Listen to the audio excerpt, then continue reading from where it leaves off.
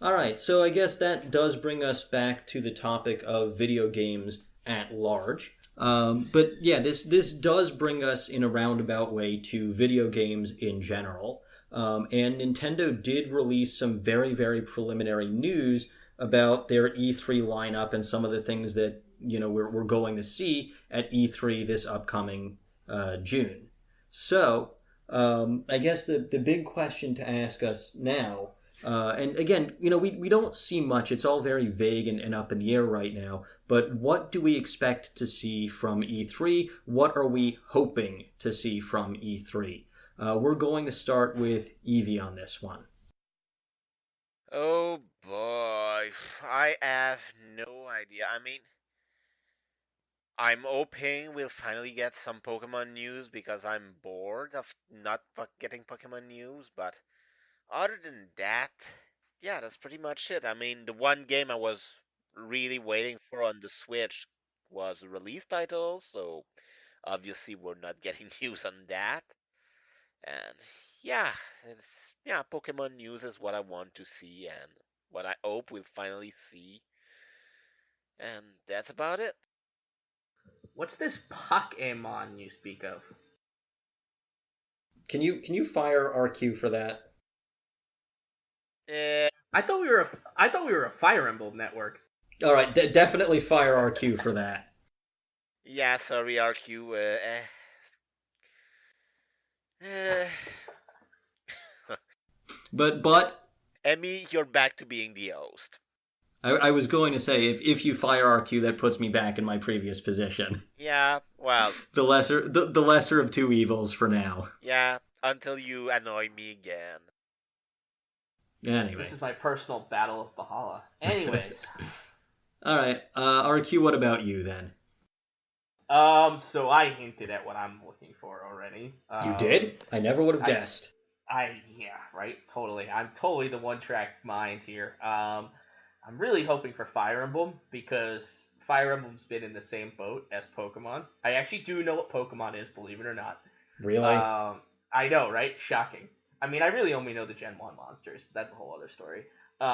It's in the same situation where it's been about a year since we've seen any, like, them even mention it.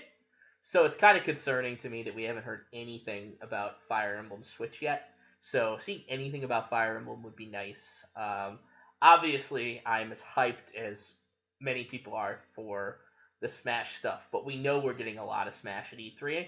So for me, that's just hype, and I'm looking forward to seeing both some of these new characters, if they reveal any new characters beyond the Squid Kids and Breath of the Wild Link, and hopefully some of our old favorites. We can at least see what they're up to. All right, Glik. What about you? Largely the same. Hoping for some Pokemon, Smash stuff. I'd like some more information on Metroid Prime 4. Uh, I'm not too keen on Fire Emblem. They kind of ticked me off with how much they've been pushing Awakening and Fates, just shoving it down our throats. I'm kind of sick of it. Hey, we got another Lin alt in Heroes. Woo. Hey, some of us really like Lin, okay? Yeah, Len's great, but they're like, what, 5 Robins, 6 Corins, 7 Camillas.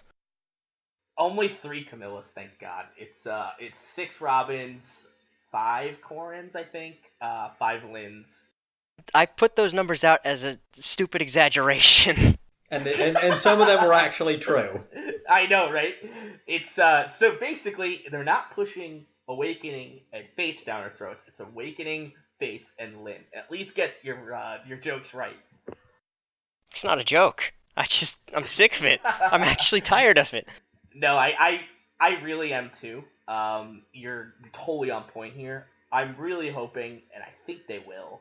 It's seeming like they're hinting at an eventual Elite remake, Fire Emblem 6 and Fire Emblem 7, based on a lot of pushing Fire Emblem 7, especially Lin, and they've had a lot of Roy, and I think a remake of 6 and 7 is coming. Well, okay then. Saph, what about you? Well, I think you know that I don't care about Smash. Metroid Prime I'm not really hyped about, so all that I'm looking for release news about Pokemon.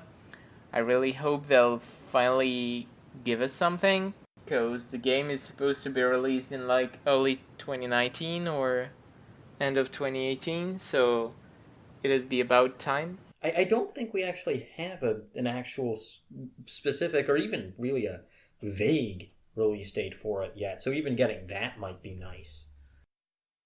Yeah. Unless I missed something, which is entirely possible because For Pokemon, I think they said just 2018. I think like a year ago, but that is not seeming as likely now, considering we've heard nothing about it since then. yeah, and we're already what, a third through the year? Yeah, tell me about it. Time flies. Time flies like an arrow, fruit flies like a banana. And before they just announced a new Pokemon Pinball. I mean, that would... Maybe that's the Pokemon Switch game for 2018. I was going to say, that Yeah. would technically count as a Pokemon game on the Switch if they released it on the Switch, but... It would also be hilarious if they did Virtual Console on the Switch. Like that was their release. It was like Pokemon Red on the console. Oh, God. Yeah. Yeah, I think we might as well just shut down Bulba Garden if that happens. No, we'll just turn it into a Fire Emblem site. We are not turning into a Fire Emblem site. Thank you. I had to try, alright? Yeah. But, so, Archaic, what are you looking forward to seeing? What do you want to see? What news are you looking forward to from E3? Jeez. Well, okay, so we know that Nintendo is expecting to sell like 100 million units of Switch software over the course of the new Japanese financial year, and along with like 20 million units of Switch consoles. Now, if we just let's suggest for a second that somehow every single person who purchases a Switch is going to buy both the Smash Brothers game we know will come out this year and the Pokemon game that is almost certain to come out before the end of the financial year, so sometime before March next year. That still leaves a huge amount of software they would need to sell to hit that 100 million. So they have to be bringing some pretty damn big franchises in this financial year. Now, whether that's, Fire Emblem's supposed to be coming out, Metroid, we're not sure when that's going to be released. I think it's too early for Bayonetta 3. There's got to be some pretty big franchises coming probably before Christmas that we haven't heard about yet. I strongly suspect Animal Crossing's going to be in there. Besides that, It's possible that they're picking up a few high-end titles from various game makers that haven't been announced yet, too. well, yes, that as well. Like, okay, I'm going to go with something that I know is not going to happen, but say Bethesda was coming out with Elder Scrolls 6 this year, that would account for a lot of sales right there if they went on the Switch, adding to those we've already counted with Smash. I'd have to say if there was something completely unannounced that I was hoping for, that I think we've seen indications they could maybe be thinking of it, Xenosaga HD Collection. Ooh. That would be really something. If I could get a dream unannounced release on the Switch, it would be the third game of the Bravely series. Although that will probably be on 3DS as one of the last titles on 3DS, but a guy can dream, right? Well, I guess part of speculation and what you're hoping to see is partially what are you dreaming, but anyway, he hasn't actually recorded audio for this yet because this was a bit of a last-minute question inclusion, but Darth, what about you? What are you looking forward to from E3?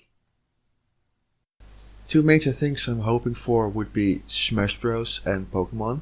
which both would, according to Nintendo, be released this year.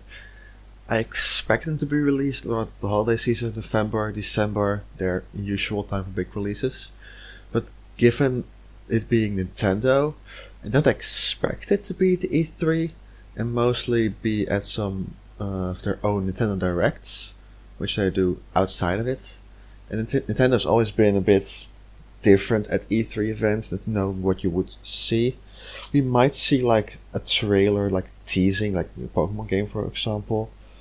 But real info, what is actually in the game, like what we're also still lacking for Smash Bros, will probably be at a later point, I think.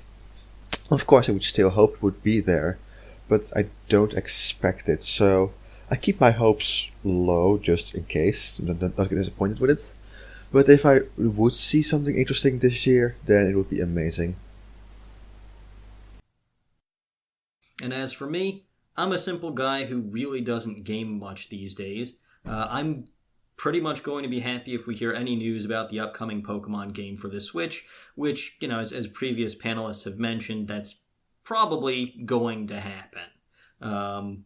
So I guess I'm actually going to be happy for once. But aside from that, as most of you should know, I really don't play games that aren't old.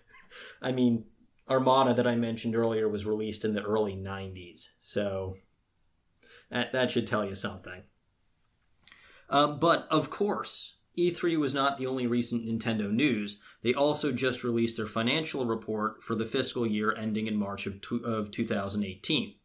Now, I'm not going to pretend to be any kind of expert regarding this topic at all, and so I'll leave it to our two resident experts, Archaic and Rocket Queen, to discuss this report, analyze it, and give us their thoughts on what this means for us and Nintendo fans. Take it away, guys. Well, where to begin?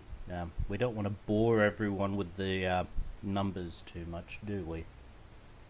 Just more the implications of things, I think. Yeah, I jotted down some very high-level notes before we got started. As Emmy sort of claimed, I wouldn't consider myself an expert, but I did go to school for economics and finance back in the day. So I took a look at their financials and the financial releases and all the forms that come out and all that stuff. And I just tried to grab some interesting facts that would be interesting for you guys to kind of hear. So the top one that I would say is kind of interesting and kind of shows how much of a positive direction Nintendo is in right now is that Switch sales have already passed the Wii U for all time. The entire history of the Wii U, the Switch has already sold more units, and on current projections, it will not only have passed the Wii U, but it will actually pass the GameCube for total sales sometime in fiscal 2018.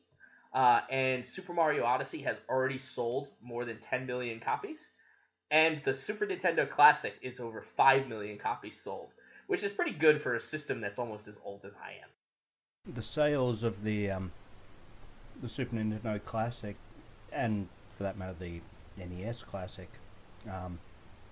with them doing so well, I can't help but think we're not going to get Nintendo Virtual Consoles anytime soon. Like, we will get these like remastered versions of classic games with the online capability that they've discussed previously. We'll get that when the Nintendo Switch Online comes out. When is it? September. But I don't think we're going to get like gigantic back catalogues of re-released first-party Nintendo games. Not for a while. Now, I already have a place on my entertainment center for my N64 Classic, though. All right, in that case, I'll go through the notes and I'll let you kind of come in with more detailed analysis when I'm done. So one thing that I know less about than Archaic, and he can comment further, is the Cygames partnership. I'm less familiar with Cygames than he is, but one thing that we already know is they've already come out with a trailer for the new partnership for a game called Dragalia Lost, and Cygames is responsible for Grand Blue Fantasy, as well as, I'm blanking on the name of the TCG that you told me earlier. Shadowverse. So you could, thank you. Which is the biggest trading card game in Japan. So there's speculation, especially with Nintendo acquiring 5% of Cygames stock as part of this agreement, that it's going to be a deeper sort of partnership and title sharing agreement than just this one RPG.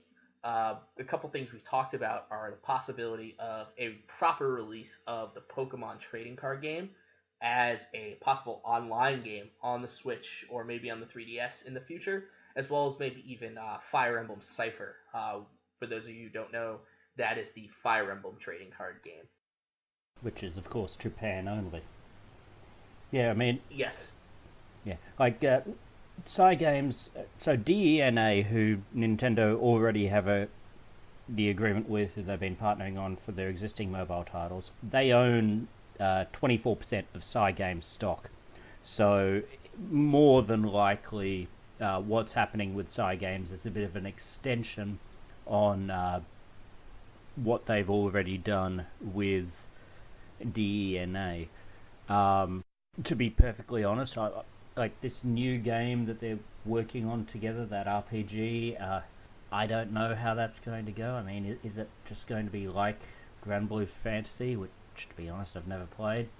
I don't know, it's interesting just because it is an original IP for Nintendo. This isn't them leaning on an existing franchise. This is their first actual original IP on mobile. And it seems really... I mean, at first it seemed really weird that they would pick an RPG to do that. But I guess a lot of these mobile RPGs have been very popular in Japan. Yeah, the mobile RPG is particularly good at getting money out of wallets with its gacha system. I'll be interested to see how many of those can actually continue to survive. Like, given all the stuff that's happening with countries in Europe basically saying loot boxes are gambling, therefore banned, I wonder what's going to happen with some of these gacha systems and if they're going to have to change significantly so that they don't fall foul of the same laws and regulations. So I think it's interesting that in most cases, gachas don't need American consumer. The only exception to this that I'm aware of is actually Fire Emblem Heroes. It's come out in the financial reports that Fire Emblem Heroes is not only a massive cash cow for Nintendo. I think that their numbers were something like $400 million or some absurd number in the last fiscal year for Heroes. But the player base is, I want to say, I put it in the chat earlier, it's something like 58% non-Japan and actually rising, which is very uncharacteristic of a gacha game, which are usually Japan-based, and some of them have Western ports that are either years behind in the case of Fate Grand Order, or Western ports that were eventually abandoned, like Monster Strike. And I'm looking at the numbers now. In Q1 of last year, the overseas percentage of sales for Fire Emblem Heroes was 47% compared to Japan's 53%. In the last fiscal quarter, it was 58% overseas and 42% Japan. So it would definitely be a case that Nintendo would definitely have to work in the US system if gachas were affected. Yeah, I mean, effective gachas outside of Japan seem to be a mix of the RPG types and the rhythm game types. I mean, things like Love Live, Bungie Dream, Utapri, those sorts of games. I mean, it all seems a bit silly. I mean, I spent $2,000 and I got this rare JPEG for my team. Yay. But Hey! One of us in this chat has spent a decent sum on Fire Emblem Heroes. Okay. and it's not me. It certainly I'm wasn't free me. to play only on Not that game. me. I think it was clear who I was mentioning. I have not spent 4 digits, but I probably have spent a couple $100 because I couldn't get Ike on his first banner. I'm sorry that I have so many Ikes. The worst part is I have like 5. I have all of them, and that's the worst part. If I'd known that he was gonna be out on like 7 banners after that, I wouldn't have been all grumpy about it. But No, I wasted 200 orbs trying to get the Robin as Grimmer, and not a single orb got it. But yeah, whatever. oh god, They're all yeah. free. Yeah, my worst was Ike, definitely. And now she's on a banner with 8%. Ah! I know, right? It's brutal. But anyway, so yeah, I mean, the other thing that strikes me with Cygames, getting back to them, that they'd announced a game for consoles back in 2016 and didn't announce which console it would be coming to. Of course, people basically assumed at that point PS4, but yeah, looking back at that now and thinking about if this is a bigger partnership from Nintendo that might have been brewing for a while, I can't help but note that game, I mean, we didn't know the final name for it, we only knew the project title, Project Awakening. And this is a fantasy title, and we are expecting a Fire Emblem this year. I mean, I don't know how I'd feel about a Fire Emblem Awakening 2 or something compared to, like, giving us an adaptation of Genealogy of the Holy War or something like that. But I think it might be something to have a bit more of a look at. I think making a project title like that blatantly isn't really any video game company's shtick. It's usually something very generic and basic. No, but see, no one at that point would have known that they had any tie-up with Nintendo. I mean, like I said, everyone assumed at that point that, oh yeah, this is some PS4 fantasy title, right? So the deception is in the timing, not in the title. Indeed. Of course, I just could be completely overthinking things, but isn't that what's fun about speculating? Of course. In a less speculative note, the other thing we kind of need to talk about that has to do with Nintendo's financials is Nintendo's new president. It was announced this week when we're looking at this that Tatsumi Kishiyama will be stepping down in June. Kimishima. And I am going to butcher these pronunciations. Yes, I'm you are. warning you now. So we'll cut this bit and I'll give you the correct pronunciations. Tatsumi So Kimishima. why don't you put out this story then, and I will comment. So we knew that when Tatsumi Kimishima, I should be saying that the other way around really, Kimishima Tatsumi, when he became president after Iwata's sudden passing, we knew that he was only going to be temporary. That was stated outright. A lot of people thought that would only be a few months, and it ended up being, 2 years now. So he's stepping aside later this year. And the new person who will be president is Fudokara Shintaro. So Fudokara Shintaro has been outside director of Pokemon Company since 2012. He's been since 2016 the managing executive officer, supervisor of corporate analysis and administration division and director of Nintendo. So what's that mean? It means that, well, okay, if we go back over his full history, we know the guy spent about 10 years with, I guess, Nintendo of Europe, living in Germany. He speaks fluent English, and most of his work until recently seems to have been with essentially Nintendo's accounting departments. But since 2016, he's actually been the guy in charge of the global sales and marketing for Nintendo.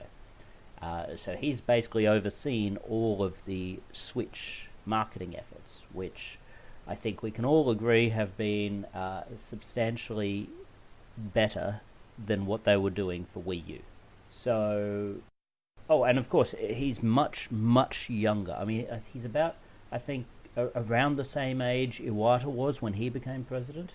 So, again, it's Nintendo's recognizing that they need some fresh blood at the head of the company.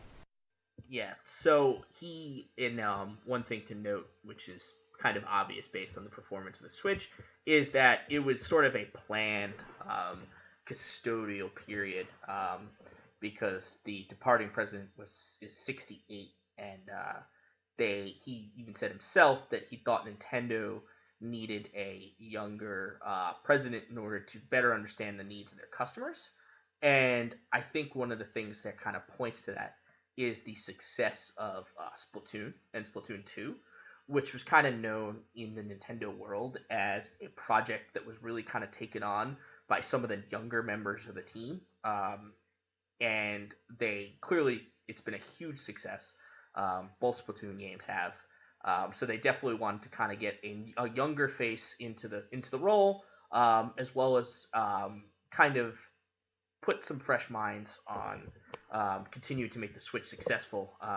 And since he's been such an instrumental part in making the Switch this successful, as Archaic said, he's been in charge of the marketing and sales plans, that he's sort of the right fit for the role. And then beyond that, being able to speak fluent English is also kind of a sign that they're kind of looking at someone who's got more of a global presence and can kind of take on a role of being able to speak to all of their consumers rather than just the Japanese ones, I think. Yeah, it wouldn't surprise me, given when he took his position on the board for Nintendo, it wouldn't surprise me if he has effectively been the shadow president for the last couple of years. If he has been essentially mentored and trained for a few years before taking on the position, as Iwata pretty much was, apparently. Definitely. So, and I just looked it up. He is 42. So that's definitely a sign that they want him to be in this position for a long time. well, we'd hope so anyway. But yes, I mean, so this is a guy who basically grew up playing the Famicom, the NES. He's a bit older than us, but so I guess the beginning of the Famicom generation. But I was gonna say, you're making me feel really old right now. But this is someone whose own experiences as a player in their youth are not all that dissimilar to our own experiences. I guess it's the first person who has grown up playing Nintendo games as opposed to grew up to make them. And I think that's a seismic shift as they're starting to get executives into roles of this nature. It definitely is going to be an interesting perspective of having these people who played games their entire lives. And that's something I'm really looking forward to. And that's actually not the only executive news that's come out of Nintendo. I will also let Archaic introduce this again, so I don't, for a second time, butcher the pronunciation of his name. So, the meme lord himself, Shibata Satoru, president, or up until now, president of Nintendo of Europe, will be taking a global role at Nintendo Co. Limited in Japan as the new head of global advertising and marketing. Those of us who had the pleasure of watching the European-based Nintendo Directs know him as that wonderful man who kept cosplaying as Phoenix Wright, Professor Layton, and others. He does, of course, speak fluent English, and it'd be very interesting to see if, now he's in a global role, if we'll start to see him again in global directs. And I think that points to, with the new president and this new global sort of guy in charge of marketing and those sorts of efforts, that it's going to be they're looking to be a much more global company. We've seen in the past, I think, that some of the problems they've had sometimes are where Nintendo of America has sort of been off on its own kind of island, with Reggie kind of running the show. And not that Reggie's done a bad job or anything, but just sort of a little bit of a disconnect between Nintendo of America and Nintendo of Europe, and then sort of the home base in Japan. And I think they're really trying to sort of bring everyone under the same roof. And I think that can only be a really positive sign, especially things like global directs and a lot of global events. Personally, really excite me as a fan. And to sort of give a quick summary of a lot of the things we've talked about, I think the best way to summarize the fiscal reports that Nintendo has put out is that Nintendo is in better financial shape now than they have been at any point really in the last decade. They have a ton of cash on hand. This fiscal year has been insanely positive. Net profits were up 500%, which is absurd for a year-over-year percentage. So the Switch has been, as we all know, a massive win. It's been a runaway hit. The 3DS is still going strong, which is frankly absurd for a platform that's been out as long as it has. The SNES Classic was a hit. 5 million units sold for a console that's 25 years old is pretty impressive as well. And I think that is a great thing for us as gaming fans to kind of tie it all together. And not only as Nintendo fans who are in a good position, the company is healthy, their systems are doing well, which allows them to really take sort of risks, tying it all the way back into the Star Wars conversation from earlier, where The Force Awakens had to be such a safe movie to allow The Last Jedi to take risks. At this point, Nintendo is now at that position where they've completely turned around their financial outlook, and they've got a bunch of runaway hits on their hands. Now they can put out some really cool things. But that is also a great thing for us as gamers, no matter what our favorite console is, because a healthy Nintendo keeps Sony honest, and a strong, healthy Nintendo will only make all the games coming out in the next couple years better. I think, going back to the point about the stronger global focus that they may be signaling through Furukawa becoming president and Shibata taking on that global marketing role. If we actually have a look at the presentation documents from the financial reports, one of the things they actually emphasize in there is about how they've been getting fan communities fired up with contests and other events, particularly with things such as ARMS and Splatoon. Now, let's be honest, in the past, Nintendo has not done a heck of a lot of direct... how shall we put this? It hasn't really directly interacted with its community in the sense of a two-way interaction in quite a while. These tournaments seem like it's really starting to change that, and to recognize that it doesn't have to be just Chokusetsu direct to us, but that we can also have something valuable to say to them as well, and that they're going to listen to us. I mean, it'll be interesting to see, because of course Furukawa has been a director of the Pokemon Company. It'll be interesting to see how much of Pokemon Company's knowledge and experiences running world championships and so forth are going to be brought back to the parent company for other various events. And I think their sort of inexperience has definitely been shown. Smash Masters has not gotten off to the best start. It's a great idea on paper. They haven't executed quite yet, but that's something that's got a lot of potential, especially with our new Smash game coming out. So I'm definitely looking forward to seeing how they improve that esport. especially seeing how Overwatch League has just been a runaway hit. Fortnite has been a huge success. I think there's huge potential there with Smash, with Splatoon, as they move into the future.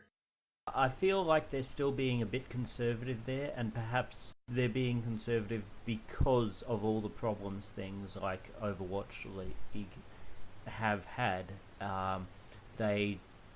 Nintendo would not be willing to really run a league or anything along those lines if it could cause a lot of scandals that could tarnish the name of their company. I think things like Splatoon and ARMS they see as much lower risk with the kinds of people who play them and so forth. I think Smash and the whole fighting game community they see as perhaps a much bigger risk. And we have to remember, of course, that internally at Nintendo they viewed Smash not as a tournament game but a party game for a very long time. That may be slowly changing, but we'll see. I think Sakurai still views it as a party game. I think so, I think they're finally starting to realize what they've got. Yeah, I mean, similarly, I don't think we're going to see Mario Kart as an esport or anything like that. I feel like if they did do a trading card game thing with Cygames, then we might see them try to turn it into the next Hearthstone in terms of how that's promoted, in terms of arranging tournaments and so forth, though I don't think they're going to have anywhere near as much prize money, though part of that's just because of the the problems that Japan has had in terms of how it treats esports legally up until relatively recently. I mean, to get paid over there as an esports player, you still need to get paid, or rather, you didn't used to be able to get paid at all, but now you have to get a license, so you need to be a licensed player so that they can pay a licensed video game player. Yeah. I would love to have that license as like a thing to put on my wall. Yeah. Well, I mean, you have to get that sort of license, I understand, for any kind of athletic sport, so now it's being treated similar to that. And I just know someone in the comments is going to rip into me, but I don't have a in-depth knowledge of this. But yeah, I suspect that it's going to be relatively slow to ramp up. We're not going to see like the big stadium seating that we saw in the Switch trailer for a few years yet, and if we do, it'll just be Splatoon and maybe ARMS. I think Smash will be... It will take a number of years before they're willing to dip their toe into that, as opposed to, say, letting the fighting game community run their existing events. I'm looking forward to it, because I've sort of been casually into the Smash scene. I've played in some locals here in New York. Obviously never advanced very far, or I would be streaming and doing some of that stuff, but I really kind of have always liked the grassroots scene of Smash, and I'm also really excited to see what Nintendo can do, because of how far the grassroots scene has come. To have Nintendo finally supporting it is something that could be really, really special with the new Smash game. Or they could completely screw it up because we're all going to have to pay to play Smash Online because of Nintendo Switch Online. We'll see. Boo. Bad news. It's weird how much this one specific thing we don't want Nintendo looking at their contemporaries and copying, because usually it's always a gripe about how Nintendo's run by a bunch of old men who can't get with the times, but now we don't want them to get with the times.